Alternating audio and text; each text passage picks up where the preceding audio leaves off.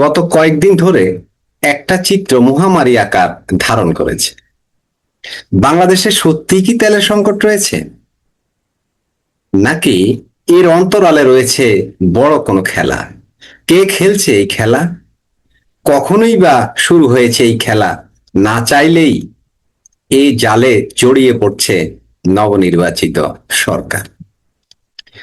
এই যে সাধারণ মানুষের মনে ক্ষোভ তৈরি করতে কোন সূক্ষ্ম দাবার চাল দেওয়া হচ্ছে বাংলাদেশের রাজনীতিতে, এই গভীর খেলার পর্দা উন্মোচন করব আজকের এই আলোচনায়।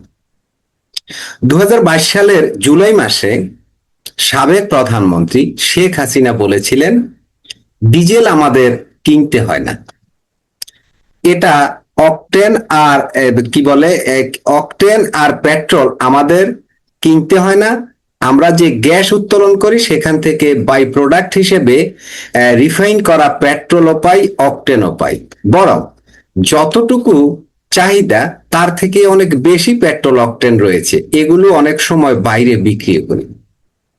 তার মানে কি দাঁড়ালো? মানে আমাদের গ্যাস উত্তোলনের সময় যে বাই প্রোডাক্ট এই পেট্রোল এবং অকটেন পাওয়া যায়, সেটা দিয়ে আমাদের দেশের টোটাল চাহিদা পূরণ হয়ে যায়। আবার কখনো কখনো বাড়তি উৎপাদন হয়, সেটা বিদেশেও রপ্তানি করা হয়। তাহলে পেট্রোল পাম্পে এই যে বিশাল এই বাইকের লাইন আমরা দেখি হাজার হাজার, এর কারণ কি? কেন পেট্রোলের সংকট হবে? এটা কি কৃত্রিম? এটা কি ইচ্ছে করে করা হচ্ছে? আর যদি ইচ্ছে করে করা হয় তাহলে সেটা কেন করা হচ্ছে? এই বিষয়টা নিয়ে আলোচনা করব। ধৈর্য ধরে আলোচনাটা শুনুন। আর যদি আলোচনা বস্তুনিষ্ঠ মনে হয় আপনার সাথে মিলে, তাহলে অবশ্যই কমেন্টে আপনার মতামত জানাবেন, লাইক, কমেন্ট এবং শেয়ার করবেন। এবার আসা যাক বর্তমান সময়ে। চলতি বছরের এপ্রিল মাসের রিপোর্ট বলছে 24-25 অর্থ বছরে দেশে উৎপাদিত কন্ডেন্সের থেকে 2 লাখ মেট্রিক টনেরও বেশি, অর্থাৎ মোট চাহিদার প্রায় অর্ধেক পেট্রোল উৎপাদন হয়েছে। বুঝুন ব্যাপারটা। অর্থাৎ আমাদের যে চাহিদা, শেখ হাসিনা যেটা বলেছে যে চাহিদার যে পরিমাণ আছে বাংলাদেশে, সেই পরিমাণ উৎপাদন হয়, এমনকি বেশিও হয়। অথচ 24-25 অর্থ বছরে এই উৎপাদন হয়েছে অর্ধেক। উৎপাদন কি অর্ধেক হয়েছে, নাকি উৎপাদন অর্ধেক করা হয়েছে? প্রশ্ন রেখে গেলাম। কেন উৎপাদন অর্ধেক হয়ে যাবে? এছাড়া অকটেনও হয়েছে মোট চাহিদার প্রায় 1/4, অর্থাৎ অকটেনের উৎপাদনও কমিয়ে দেয়া হয়েছে বা কমে গেছে 1/4। সিকি অংশ বা 25% উৎপাদন হয়েছে, যেটা আমাদের চাহিদা। তাহলে বাজারে তো ক্রাইসিস থাকবেই, পেট্রোলের অর্ধেক ক্রাইসিস থাকবে, আর অকটেনের 4/3 ক্রাইসিস থাকবে। কেন থাকবে? অতীতে তো এই ক্রাইসিসটা ছিল না।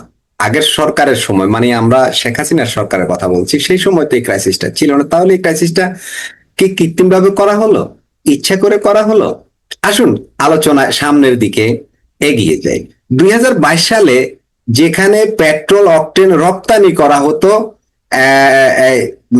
হতো মাত্র 4 বছরের মধ্যে, এমন পরিস্থিতি হলো দেশে যা চাহিদা তার অর্ধেক উৎপাদন হচ্ছে।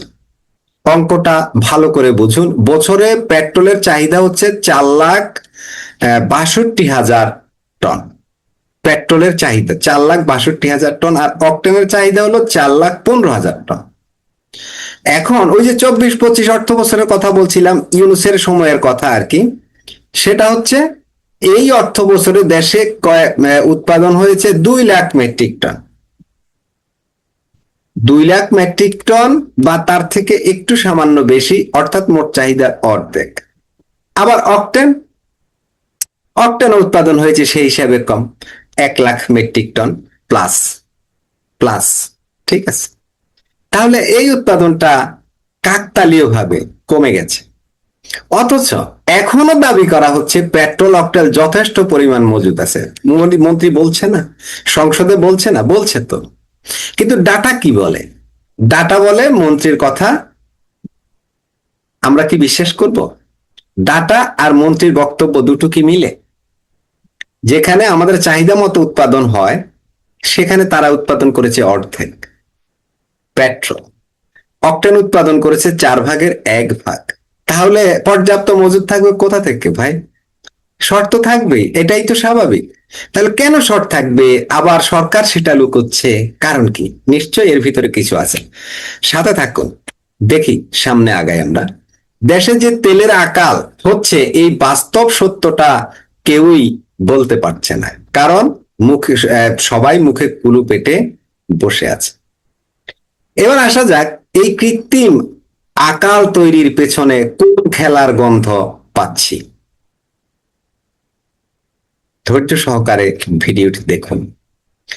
18 এপ্রিল 2026 আপনারা জেনেছেন অকটেনের দাম বেড়েছে, বেড়ে লিটার হয়েছে 140 টাকা, পেট্রোল হয়েছে 135 টাকা, ডিজেল হয়েছে 115 টাকা ও কেরোসিন হয়েছে 130 টাকা।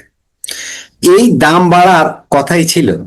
বিশ্ববাজারে ক্রাইসিস আছে, দাম বাড়তেই পারে, কারণ ডক্টর মোহাম্মদ ইউনূস ও তার বাহিনী 1.5 বছরে $9 বিলিয়ন ঋণের বোঝা দিয়েছে। ডক্টর ইউনূস তো ঋণের বোঝা থাকলে বুঝেন তো সেই টাকা আসবে কোথা থেকে? কোনো না কোনো খাত থেকে তো নিতে হবে। তাহলে তেলের দাম বাড়াও, তেলের দাম বাড়ালে আরো বহু খাত আছে, সব খাত ইফেক্ট করবে। যাই হোক, সেটা তো বুঝতে হবে সরকারকে, কিন্তু সরকার কোন জালে আটকে পড়ছে? আমরা আরো সামনে যাই। এত কিছুর মাঝে চোরা স্রোতে আরো একটি খবর যেন চাপা পড়ে গেছে। সেটি কি? সেটি হলো জ্বালানি সংকটে ই বাইকের চাহিদা বাড়ছে। ই বাইক মানে যেগুলো ব্যাটারি চালিত, চার্জ দিয়ে চালানো হয়, এই ই বাইকের চাহিদাটা বাড়ছে। মানে তেল দিয়ে, জ্বালানি তেল দিয়ে যেটা চালানো হচ্ছে সেটার চাহিদা এখন কমছে, আবার ই বাইকের চাহিদা কিছুটা বাড়ছে। এখানে উঠে আসছে নতুন খেলার ইঙ্গিত। আসুন সেই খেলাটা কি আমরা জানি। দেশে ই বাইকের বাজার তৈরি করতেই তেলের সংকট তৈরি হচ্ছে, এমন ধারণা কিন্তু অনেকেই করছেন, আর এই ধারণাটাকে একেবারে উড়িয়ে দেওয়া কিন্তু যায় না। আসুন আলোচনায় থাকি। পানির গতি সেদিকেই এগোচ্ছে। 2025 সালের মে মাসে 2025 সালের মে মাসের 25 তারিখে দ্য বিজনেস স্ট্যান্ডার্ড রিপোর্ট বলছে, বিজনেস স্ট্যান্ডার্ড বাংলাদেশের একটি প্রথম শ্রেণীর খবরের কাগজ, অনলাইন, তারা বলছে আগস্টের মধ্যে স্কুটার ও ই বাইক বাজারে আনছে রাষ্ট্রায়ত্ত সংস্থা অ্যাটলাস। তার মানে আগস্ট মাসে, এই যে সামনে এপ্রিল, মে, জুন, জুলাই, আগস্ট, আগস্ট মাসে অ্যাটলাস কি করছে? ই বাইক বাজারে আনছেন। কোথা থেকে অ্যাটলাস ই বাইক আনছে আসুন সেটা একটু জেনে নিন। ডক্টর ইউনূসের আমলে চীনের জেজিয়াং লুইয়ুয়ান ইলেকট্রিক ভেহিকলের সঙ্গে সমঝোতা স্বাক্ষর হয় বাংলাদেশের অ্যাটলাসের মধ্যে। এটা ডক্টর ইউনূসের চীন সফরের সময় এই ঘটনাটা ঘটেছে। ইলেকট্রিক বাইকগুলির সাধারণ মানুষের কাছে পৌঁছে যাবে 1 থেকে 1.5 লাখ টাকায়। অর্থাৎ ইউনূসের এই খেলায় খেলতে হচ্ছে সরকারকে। আমার সেটা অনুমান, সত্য বলছি না যে আমার কথাই সত্য না, এটি আপনি শুনছেন, আপনাকে আমি থিওরিটা দিচ্ছি, আপনি আপনার সাথে মিলিয়ে নেবেন মিলছে কিনা। আসুন আর একটু সামনে যাই। 2024 সালের 5 আগস্টের পর দেশে কঠিন পরিস্থিতি তৈরি হয়েছে, অর্থনীতিতে গভীর ক্ষত তৈরি করে দিয়েছে ডক্টর মোহাম্মদ ইউনূস। নিজে তো গ্রামীণ কল্যাণ ট্রাস্টের নামে একাধিক কেলেঙ্কারি করেছেন, সেই সঙ্গে লুটেপুটে খেয়েছেন একাধিক উপদেষ্টা। অন্যদিকে দেশের বহু মানুষ কাজ হারিয়েছে, পোশাক খাত কার্যত লাটে উঠেছে, আইন শৃঙ্খলা এখন স্থিতিশীল নয়। এই অবস্থায় পেট্রোল বাইকের বাজার শেষ করতে দেশের মানুষকে আরো বড় নতুন খরচের পথে ঠেলে দিয়েছেন তিনি। দেখুন, এই যে পেট্রোল পাম্পে বিশাল লাইন, তারা কিন্তু হতাশ, অনেকে বিরক্ত হচ্ছেন, অনেকের কর্মক্ষেত্রে সমস্যা তৈরি হচ্ছে, তারা এখন কি করবেন? যদি সব সময় এই ক্রাইসিসটা থাকে, এই যে দাম বাড়ার পরেও সরকার বলছে পর্যাপ্ত মজুদ, তারপরেও ক্রাইসিস, তার মানে কি ক্রাইসিসটা খুব সহজে শেষ হচ্ছে না। ওই যে আগস্ট মাসে ই বাইক বাজারে আসবে অ্যাটলাসের, ততদিন পর্যন্ত বা তারপরেও এই ক্রাইসিসটা থাকবে। তাহলে কি হবে? মানুষ এই তেল চালিত গাড়িগুলোকে ত্যাগ করে এই ইলেকট্রিক বাইকগুলোকে কিনতে আগ্রহী হবে এবং এগুলোর বিশাল মার্কেট এখানে তৈরি হবে। 2001 সালে যখন বিএনপি ক্ষমতা এসেছিল তখনও সেম একটা ঘটনা ঘটেছে। বাংলাদেশে যে টেম্পো এক ধরনের গাড়ি ছিল, ইটালির তৈরি, আবার বেবি ট্যাক্সি এক ধরনের গাড়ি ছিল, ওই গাড়িগুলো বাজার থেকে উঠে গেছে। তখনই আসছে সিএনজি চালিত এই অটোরিকশা গুলা, মানে সিএনজি, যেগুলোকে সিএনজি বলা হয়, সিএনজি চালিত অটোরিকশা, এই এই গাড়িগুলো তখন মার্কেটে ঢুকে গেছে। তখন আমাদের যোগাযোগ মন্ত্রী ছিলেন ব্যারিস্টার নাজমুল হুদা। তো ঠিক এখন আবার এসে ঠিক সেম আরেকটা কাহিনী ঘটতে যাচ্ছে। যাই হোক, এর পিছনে কিন্তু আরো অনেক বিষয় রয়েছে। এই যে 1.5 লাখ টাকার নতুন ইলেকট্রিক বাইক কিনতে সাধারণ মানুষ কিন্তু বাধ্য হবে, যার প্রয়োজন। কারণ কত লাইনে তাড়া বেশি, তেলের এই ক্রাইসিস কিন্তু যদি এটা কৃত্রিম হয় তাহলে এই ক্রাইসিসটা কিন্তু খুব সহজে যাচ্ছে না। ঠিক আছে, এদিকে আয় নেই, একদিকে আয় নেই, অন্যদিকে খরচের বোঝা, মানুষের কিন্তু মাথায় কিন্তু বিশাল বোঝা উঠে যাচ্ছে। এখানে চীনের কি সুবিধা? গত 1 বছরে বেশি সময় ধরে মার্কিন যুক্তরাষ্ট্র চীনের উপর নানা ধরনের স্যাংশন বসিয়েছে। এমনকি বহু পণ্যের ট্যারিফ বসানোর ফলে বিপুল পরিমাণ ক্ষতির মুখে দেখতে হয়েছে এই চীনকে। অগত্যা সস্তা দরে বহু পণ্য তৃতীয় বিশ্বের দেশগুলিকে খাইয়ে দিয়েছে, যাকে ডাম্প করা বলা হয়।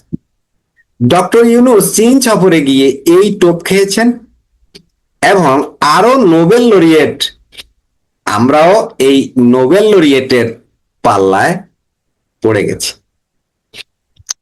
আর সেই বোঝা এখন সরকারের কাঁধে, সর্বোপরি দেশের মানুষের কাঁধে।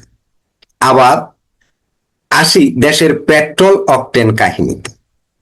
দেশে তো ইলেকট্রিক বাইকের বাজার বড় হবে, এটা নিশ্চিত থাকুন, এটা নিশ্চিত থাকুন। যেহেতু রাষ্ট্রায়ত্ত অ্যাটলাস চীনের সাথে চুক্তি করেছে এটার মার্কেট ধরার জন্য, বাজারে এখন তেলের ক্রাইসিস দেখা দিতে হবে। দেখা না দিলে মানুষ এই তেলের গাড়িগুলোর উপর বিরক্ত হবে না, বিরক্ত না হলে এই গাড়িগুলো তারা ছাড়বে না, ব্যবহার করবে। এক সময় বিরক্ত হয়ে এগুলো ছেড়ে দিবে, ওই যে ভাঙ্গারির দোকানে দিয়ে আসবে। সেই পরিস্থিতি অলরেডি তৈরি করা হচ্ছে। এখন একটা জিনিস খেয়াল করুন, বাংলাদেশে যে বাইকের যে বাজার, সে বাজারটা আসলে কার দখলে? বাংলাদেশের এই বাইকের বাজারটা মূলত ভারতের দখলে।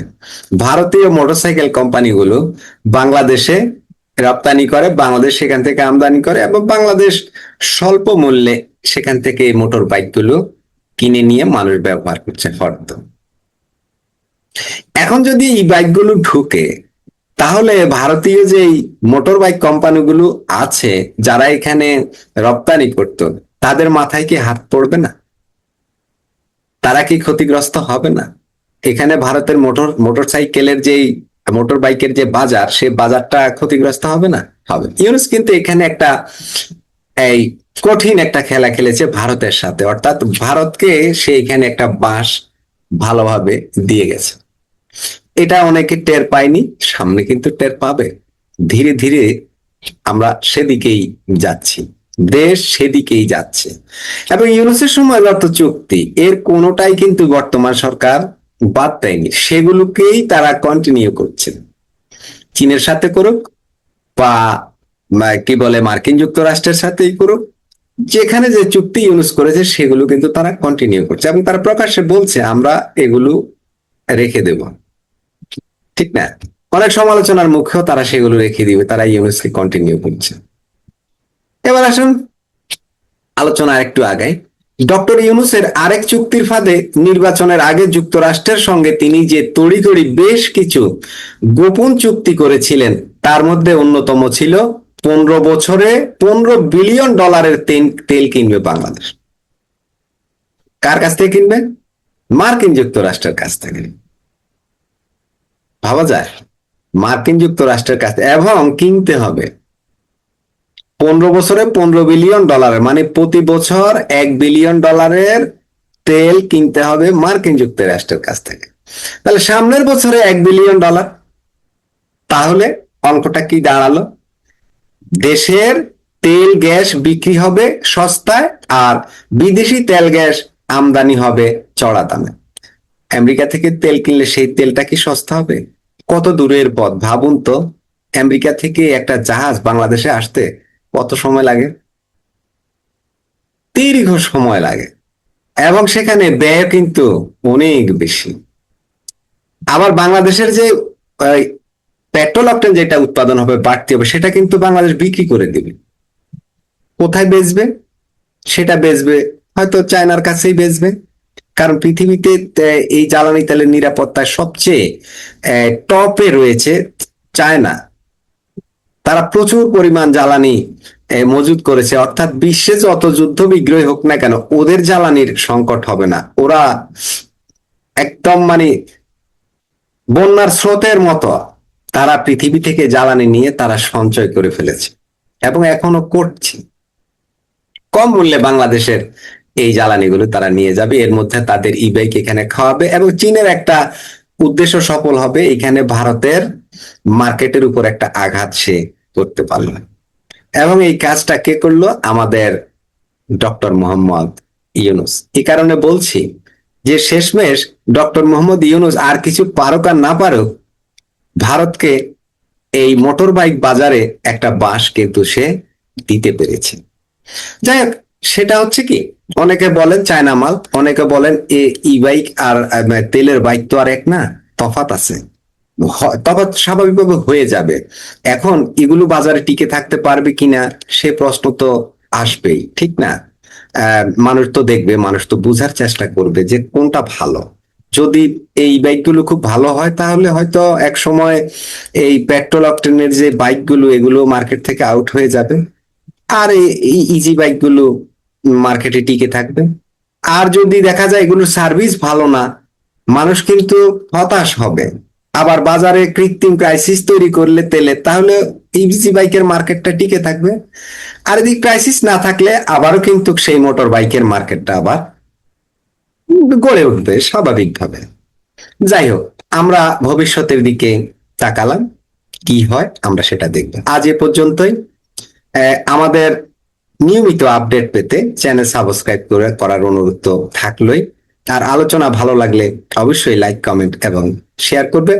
আর এই আলোচনাটা আপনার কেমন লাগলো, যুক্তি নির্ভর কিনা, অবশ্যই একটা কমেন্ট করে জানাতে ভুলবেন না। প্রিয় দর্শক, দেখা হবে পরবর্তী ভিডিওতে। সে পর্যন্ত ভালো থাকুন, সুস্থ থাকুন এবং নিরাপদে থাকুন। আল্লাহ হাফেজ।